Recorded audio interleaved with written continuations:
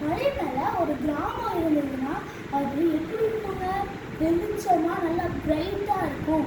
அதுபோல் உங்கள் வாழ்க்கையிலும் நீங்கள் இருட்டில் மூழ்கி கிடக்குறீங்களா? நீங்கள் பயப்படாதீங்க. இயேசுப்பா உங்களுக்கு வெளிச்சமாக இருக்காரு. நாம் எப்படி வெளிச்சமாக பிரகாசிக்க முடியும்?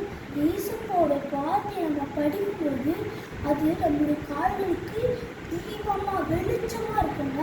அதனால இயேசுப்போட வார்த்தையை படிங்க, அது போதும். இயேசுப்பா உங்களுக்கு வெளிச்சத்தை கொடுத்து உங்கள் கூட இருக்கிறவங்களுக்கு நீங்கள் வெளிச்சத்தை காட்டுற மாதிரி உங்களுக்கு உதவி செய்வாரு.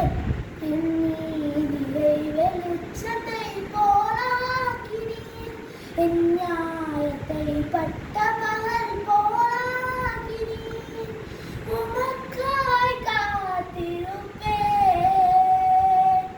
உம்மையே பற்றி கொள்ளுவேன்,